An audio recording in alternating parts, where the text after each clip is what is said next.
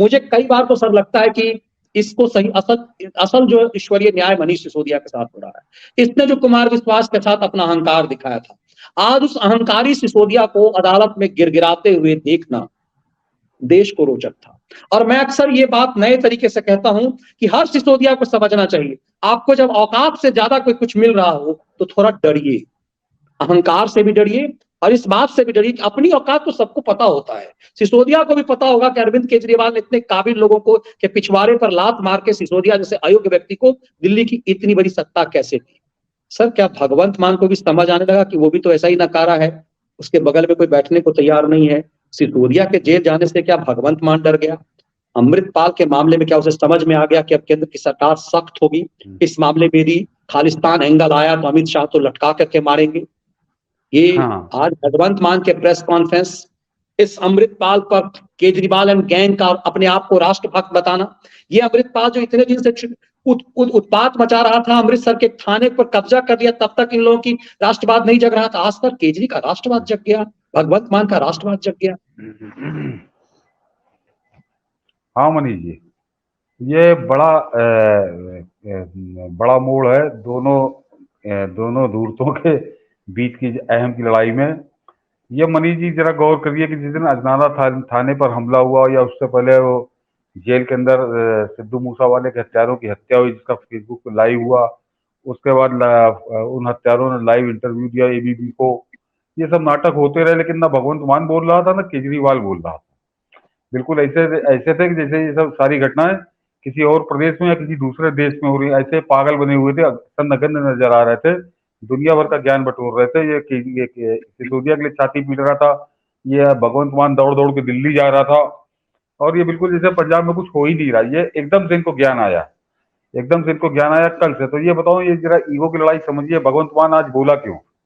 भगवंत मान आज बोला क्यों, ये दर्शक समझ लें तो ना कि राजनीति में कई चीजें जो होती है वो दिखती है, उसके पीछे कहानी कुछ और होती है।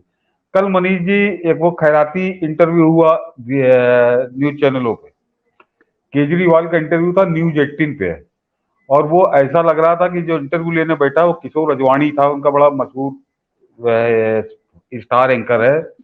मैं बड़े सर जो मैं आपको किशोर अजवाणी का जो एक रिपोर्टर है, उसने सोशल मीडिया पर लिखा, उसकी किशोर अजवाणी पत्रकार है ही नहीं, एमबीए किया हुआ है। अब पत्रकारिता में जब ऐसे ऐसे लोग एंट्री कर गए, एक्टर, झन्नाटेदार, मदारी, तो क्या हाल होगा पत्रकारिता का? अब समझिए, मुझे नहीं पता था कि किशोर अजवाणी जर्नलिस्ट नहीं है, एमबीए किया हुआ एक। हाँ जी जी सही कह रहे हो मनीष जी।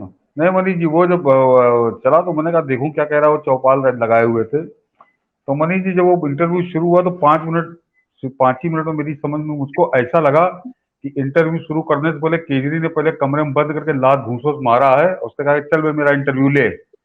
ये इस स्थिति में ला के उसको किया, और मेरे ख्याल से कहीं डंडा डंडा रखे था कि वो दिखाता भी जा रहा था। मतलब देखिए वास्तव में ये पत्रकारिता की धज्जियां उड़ाता हुआ और पत्रकारिता का उपहास उड़ाता हुआ, मेरे ख्याल से इससे सर्वनाक प्रकरण, क्योंकि केजरी तो ऐसे करता रहा है, लेकिन कल का जो इंटरव्यू था वो वास्तव में सर्वनाक था। वो सर्वनाक था, और किस तरह से दिल्ली की लुटियन मीडिया, न्यूज चैनली मीडिया किस तरह से केजरी के चरणों में लेटी हुई है, इससे बेहतर उदाहरण हो नहीं सकता। वो कल न्यूज 18 पे था।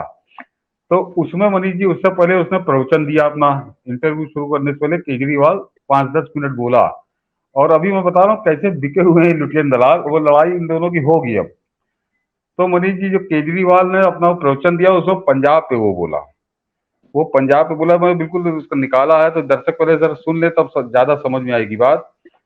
और उसने मनीष जी कहा कि हम एक देशभक्त पार्टी हैं जो कि देश हित के लिए काम करते हैं, और ऐसे किसी भी शरारती तत्व को पल्लवित नहीं होने देंगे। उन्होंने कहा कि पूर्व सरकारों की साठगांठ गैंगस्टरों से होती थी, दोनों एक दूसरे से गठजोड़ हुआ करता था, लेकिन अब हमने इस दिशा में कार्रवाई करने का मन बना लिया है और आगे भी करते रहेंगे। पिछले दिनों हमने अमृतपाल के खिलाफ कार्रवाई को देखा है। हमारी पार्टी कट्टर ईमानदार और देशभक्त पार्टी है। हम ऐसे शरारती तत्वों के खिलाफ कार्रवाई करेंगे, और ऐसे किसी भी शरारती तत्व को बख्शा नहीं जाएगा। अब मनीष जी इस पूरे बयान में ना तो कहीं पंजाब सरकार आ रही है, न भगवंत मान आ रहा है। ये जब उसने इतना पूरा प्रवचन दे दिया तो उसने आखिरी एक लाइन बोली कि पंजाब सरकार और वो बहुत अच्छा काम कर रहे हैं, तो ये उसको कहना चाहिए था। तो ये शुरू में उसने सारा हम करके केजरीवाल ने सारी वाहवाही बटोरी। वो जो कार्रवाई हो रही, कार्रवाई पे हम लोग बात कर चुके हैं, वो हो क्यों रही है, गृह मंत्रालय का डंडा और कई चीजें हैं उसमें। लेकिन उसने कल उस मंच पे आके वाहवाही बटोरी तो मनीष जी, जो भगवंत मान बैठा है पंजाब में, उसको बहुत कुछ याद आया। उसको बहुत कुछ याद आया जब उसने केजरी का प्रवचन सुना होगा, क्योंकि दर्शक सुन देख लें उसको, तो यूट्यूब पे है कि उसने एक दो लाइन में पंजाब की सरकार और भगवंत मान को निपटा दिया, सारा क्रेडिट खुद नहा लिया अपने हाथों से वो। तो भगवंत मान को मनीष जी दर्शक है, समझो मैं जो बता रहा हूँ कि पर्दे के जो जो दिखती है राजनीति उसके पीछे क्या होती है। भगवंत मान को अचानक सत्येंद्र जैन और सिसोदिया याद आए कि इस आदमी ने किस तरह से उनको निपटा दिया, मैं तो उनके टक्कर में कहीं हूं भी नहीं। और ये जो कार्रवाई हो रही इसकी भी सारी वाहवाही अपने ऊपर ओढ़े ले रहा है। और दर्शक जरा ध्यान रखें, कल मनीष जी ने जो बात इशारा किया था, ये अपने लगातार कर रहे हैं कि इसकी जब एनआईए जांच होगी, इसके फाइनेंसरों की जांच होगी, इसके संबंधों की अमृतपाल की जांच होगी, तो वो आज कहीं पंजाब सरकार तक और केजरीवाल के गले तक न पहुंचे। तो भगवंत मान को लगा कि ये तो सारी वाहवाही लूटे ले जा रहा, मैं सिसोदिया की तरह शिकार हो जाऊंगा कि शराब घोटाले का माल तो खाया किसी और ने, जेल काट रहा है सिसोदिया या उससे पहले सत्येंद्र। तो आज मतलब जो भगवंत मान समझिए आज तक एक शब्द नहीं बोल रहा था। इतनी बड़ी घटनाएं हो रही थी पंजाब के अंदर, ये थाने पे हमला हुआ, सब कुछ जिक्र हम लोग कर ही चुके हैं। थाने पर हमला, जेल के अंदर हत्या, उसके बाद ये अमृतपाल फरार हुआ, इसके पीछे पुलिस दौड़ रही है। ये कल तक नहीं बोला, मगर कल जब केजरी बोला तो इसने कहा कि नहीं, अब इसको मुझे मात देनी है, क्योंकि मैं इस लड़ाई में आगे निकल जाऊं। और उसने फिर मनीष जी आज जो भगवंत मान ने बयान दिया वो भी बड़ा गजब का है। एक मिनट उसका बयान मैंने निकाल के रखा है कि उसने मनीष जी जो बयान दिया, उसने उसमें केजरीवाल का कहीं नाम नहीं लिया। जो केजरीवाल कल सारी हम करके वाहवाही लूट रहा था, उसने कहीं नाम नहीं लिया। पंजाब के मुख्यमंत्री भगवंत मान ने खालिस्तान समर्थक अमृतपाल सिंह की गिरफ्तारी की पहला बयान दिया है। सीएम ने कहा कि देश के खिलाफ काम करने वालों को हम नहीं छोड़ेंगे और पंजाब की शांति से कोई समझौता नहीं किया जाएगा। मान ने कहा कि अमृतपाल विदेशी ताकतों के हाथों में खेल रहा था, उन्हीं के कहने पर उसने देश विरोधी बयान दिए। इससे पहले पंजाब पुलिस ने सोमवार अमृतपाल के 5 लोगों के खिलाफ एनआईए लागू कर दिया है। तो उसने ये बताया कि अब मैं कर रहा हूं वो जो कल केजरीवाल हम कर रहा था, तो उसने आज ये बयान देके केजरीवाल को धोया। ये कुछ चीजें संकेतों में होती है जो बहुत गंभीर होते हैं और उनके संदेश बड़े क्लियर होते हैं। तो कल जब केजरी ने इसको एक लाइन में निपटाया था, तो आज उसने केजरी को एक लाइन भी समर्पित नहीं की।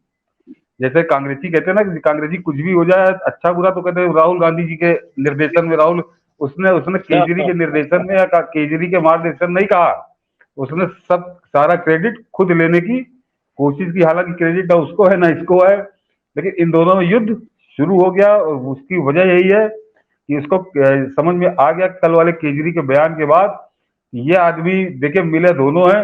ये भगवंत मान भी आंखें बंद करके उनका समर्थन कर रहा था और केजरी भी कर रहा था, केजरी के इशारे पे ही ये कठपुतली की तरह नाच रहा था।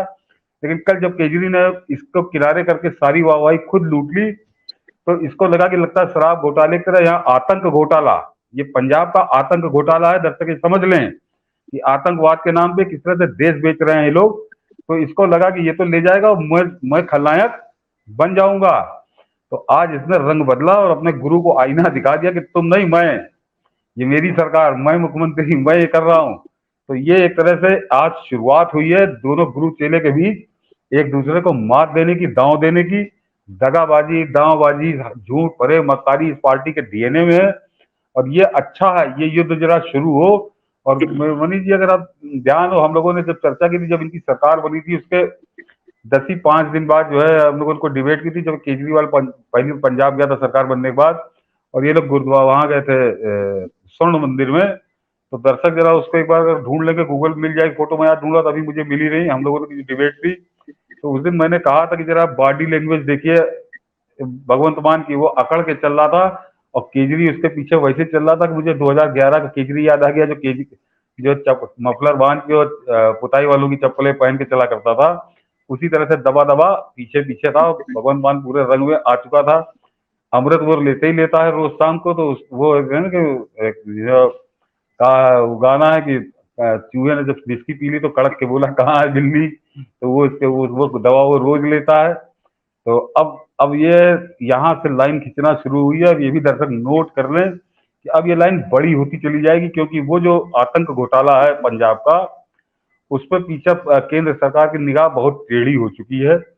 और दर्शक ये समझ लें कि एनआईए की एंट्री भी हो चुकी है, केवल पंजाब में अभी वो शुरू नहीं हुई है। जो बाहर तक का खेल चल रहा है वो बाहर वो पूरा एनआईए की कार्रवाई चल रही है। और जो पकड़े गए हैं अमृतपाल के साथी, उनको सबसे दयालु मुख्यमंत्री हेमंत बिस्व शर्मा के राज्य में भेजा गया, डिब्रूगढ़ आसाम की जेलों में। तो आप समझ लीजिए कि क्योंकि ये जो हैं तो खालिस्तान का नाम लेते हैं, लेकिन हैं सब पाकिस्तानी कठपुतलियां, पाकिस्तानी एजेंट जो पाकिस्तानी गुर्गे इस देश में हैं, वही इनकी मदद में रहते हैं। जो अंडरग्राउंड वर्कर कह लीजिए, ओवरग्राउंड कोई और है, अंडरग्राउंड इनके हेल्पर और वर्कर कोई और हैं। तो आसाम में उनकी हिम्मत जरा बड़ी मुश्किल से ही वो उनकी पड़ेगी। तो इसीलिए इनको डिब्रूगढ़ भेजा गया। आसाम जो पकड़े गए अभी ये सब ट्रांसफर होंगे। तो वो ये दोनों गुरु चेले जो हैं, अब इनमें कौन किसको निपटाता है ये होड़ लग गई, क्योंकि अब ये जान रहे हैं कि इसको इनकी जान बचना बड़ी मुश्किल है। और ये मामला ऐसा है, देश से जुड़ा मामला है, शराब उस सब पे तो केजरीवाल के झूठ बोल रहा है, लेकिन इस पर जब ये नंगा होगा तो इसको मुंह दिखाने काबिल नहीं होगा। क्योंकि अभी जब इनके संबंध ढूंढे जाएंगे तो वो तो बहुत साफ है, जैसे कुमार विश्वास वाला जिक्र करते हैं, उसके अलावा कई मामले ऐसे हैं। और सबसे खास बात मनीष जी है कि मैं अभी एक बहुत गंभीर आदमी ने कल, हाँ कल ही की डिबेट थी, उस आदमी ने एक संकेत दिया, सब लोग दर्शक के साथ परिचित हो, सुशांत सरीन।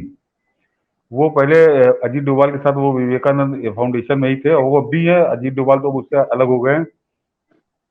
उन्होंने एक इशारा किया अर्णव गोस्वामी की डिबेट थी, और उन्होंने एक इशारा किया कि जरा जो भगवंत मान का वो है पॉलिटिकल एडवाइजर मनजीत सिंधु या मनदीप सिंधु, ऐसे कुछ सिद्धू नाम है उसका, कहें जरा उसका ड्यूबियस पास्ट, जो उसका संदिग्ध अतीत है, जरा उसके बारे में भी पता करिए। बाकी वो कुछ बोले नहीं, लेकिन सुशांत सरीन बहुत गंभीर एनालिसिस करते हैं। उनकी जानकारी बहुत अच्छी, खासकर रक्षा संबंधी मामलों में। और जब उन्होंने नाम लेकर भगवंत मान के जो मीडिया एडवाइजर है इस समय है, उसकी तरफ इशारा किया, तो जाहिर सी बात है कि कुछ बहुत मामला गंभीर है और हमारे आपकी जानकारी में नहीं आ पा रहा। तो उनके है या तो सरकार एनआईए लग गई होगी, तो ये शराबी भी जाएगा, वो भी जाएगा, ड्रामेबाज भी, मदारी भी जाएगा। लेकिन उससे पहले दोनों, अब इनका मल्ल युद्ध शुरू हो चुका है। कल रात में केजरी का बयान और सवेरा होते ही भगवंत मान का बयान। तो मेरे ख्याल से केजरी का बयान सुन के इसकी रात में ही उतर गई होगी, इसने सवेरे का इंतजार किया और इसने दोबारा चार्ज हुआ है, उसके बाद इसने बयान दिया है। और ये अच्छा संकेत है, इन दोनों में युद्ध होना चाहिए। बिल्कुल।